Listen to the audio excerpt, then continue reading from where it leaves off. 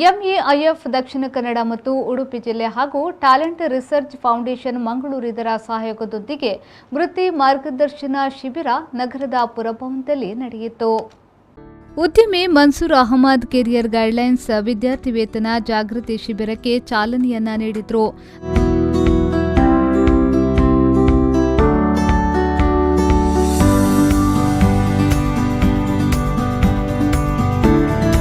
ನಂತರ ಮಾತನಾಡಿದ ಅವರು, ಮನುಷ್ಯ ತನ್ನಲ್ಲಿರುವ ಪ್ರತಿಭೆ ಮತ್ತು ತನಗೆ ದೊರೆತ ಅವಕಾಶವನ್ನ ಸರಿಯಾಗಿ ಬಳಸಿಕೊಂಡ್ರೆ ಉನ್ನತ ಸಾಧನೆ ಮಾಡಬಹುದು ಎಂದು ಹೇಳಿದರು. ಏನು ಇಲ್ಲದ ನಮ್ಮ ದೇವೇಗೌಡರು ಅವರೊಂದು ರೈತರ ರೈತರಾಗಿ ಇವತ್ತೊಂದು ಭಾರತದ ಪ್ರಧಾನಿಯಾಗಿದ್ದಾರೆ.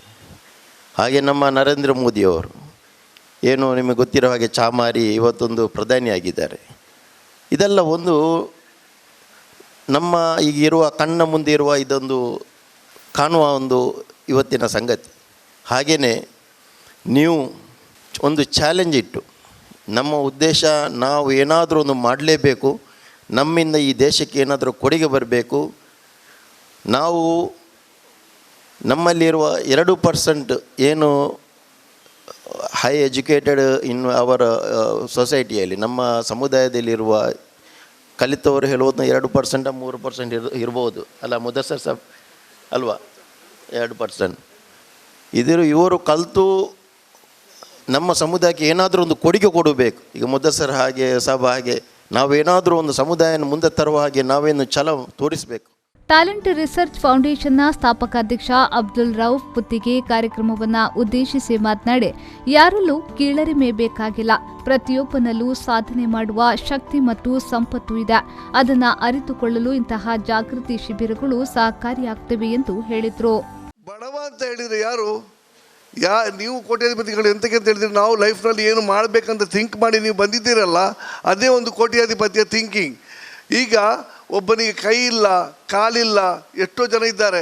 ನನ್ನ ಭಾವನ ತಮ್ಮ ಇದ್ದಾರೆ, ಅವರಿಗೆ 52 ವರ್ಷ, ಕಣ್ಣಿಲ್ಲ, ಬೆಳಿಗ್ಗೆ ಎದ್ದು ಹೀಗೆ ಹೀಗೆ ಹೀಗೆ ಹೀಗೆ ನಡೀತಾರೆ.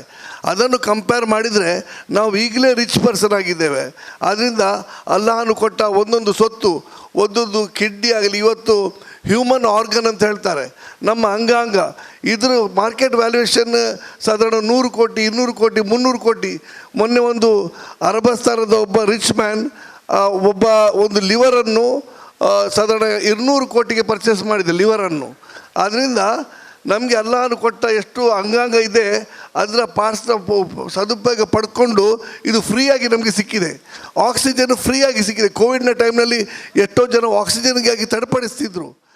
ಎಂಇಐಎಫ್ ಅಧ್ಯಕ್ಷ ಮೂಸಬ್ಬ ಬ್ಯಾರಿ ಕಾರ್ಯಕ್ರಮದ ಅಧ್ಯಕ್ಷತೆ ವಹಿಸಿ ಮಾತನಾಡಿ, ಈ ರೀತಿಯ ಜಾಗೃತಿ ಕಾರ್ಯಕ್ರಮದ ಪರಿಣಾಮವಾಗಿ ನಮ್ಮ ಶಿಕ್ಷಣ ಸಂಸ್ಥೆಗಳಲ್ಲೂ ಉತ್ತಮ ಪ್ರತಿಕ್ರಿಯೆ ದೊರೆತಿದೆ ಎಂದು ಹೇಳಿದರು. DDP ಒಂದು ಮಾತು ಹೇಳ್ತಾ ಇದ್ರು, ನಿಮ್ಮ ಮುಸ್ಲಿಂ ಸಮುದಾಯ ವಿದ್ಯಾರ್ಥಿಗಳು ಶಿಕ್ಷಣದಲ್ಲಿ ಭಾಳ ಹಿಂದೆ ಇದ್ದಿದ್ದಾರೆ ಅಂತ ಹೇಳಿ.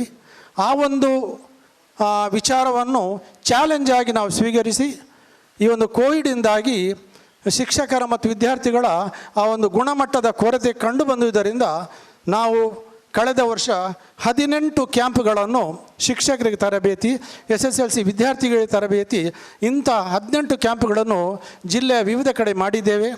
ಅದರಲ್ಲೂ ಮುಖ್ಯವಾಗಿ ಸಿಂಗಲ್ ಡಿಜಿಟ್ಸ್ 10ರಿಂದ ಕೆಳಗೆ ಮಾರ್ಕ್ ತೆಗೆದಿದ್ದಂತಹ 9 ವಿದ್ಯಾಸಂಸ್ಥೆಗಳ 79 ವಿದ್ಯಾರ್ಥಿಗಳ ಬಗ್ಗೆ 2 ತಿಂಗಳ ಕ್ಯಾಂಪನ್ನು ನಾವು ಕಾಟಿಪಳ್ಳದಲ್ಲಿ ಮಾಡಿದ್ದೆವು.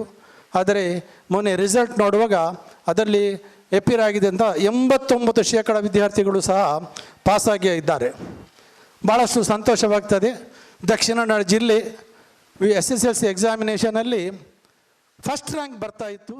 ಸಮಾರಂಭದಲ್ಲಿ ಉದ್ಯಮಿ ಮೊಹಮ್ಮದ್ ಇಸಾಕ್ ತುಂಬಿ, ಮುನೀರ್ ಮೊಹಿಯುದ್ದೀನ್, ಮೊಹಮ್ಮದ್ ಮುಸ್ತಫಾ ಅಡ್ಡೂರು, ಪತ್ರಕರ್ತ Pushparaj PN, talent research foundation ಅಧ್ಯಕ್ಷ ಮತ್ತು ಎಂಇಐಎಫ್ ಕಾರ್ಯಕ್ರಮಗಳ ವಿಭಾಗದ ಕಾರ್ಯದರ್ಶಿ ರಿಯಾಜ್ ಅಹಮದ್ KB, ಎಂಇಐಎಫ್ ಕಾರ್ಯಕ್ರಮದ ಸಂಚಾಲಕ ನಿಸಾರ್ ಮೊಹಮ್ಮದ್, TRF ಪ್ರಧಾನ ಕಾರ್ಯದರ್ಶಿ ಅಬ್ದುಲ್ ಹಮೀದ್ ಕಣ್ಣೂರು, ನಕಾಶ್ ಬಾಂಬಿಲಾ ಉಪಸ್ಥಿತರಿದ್ದರು.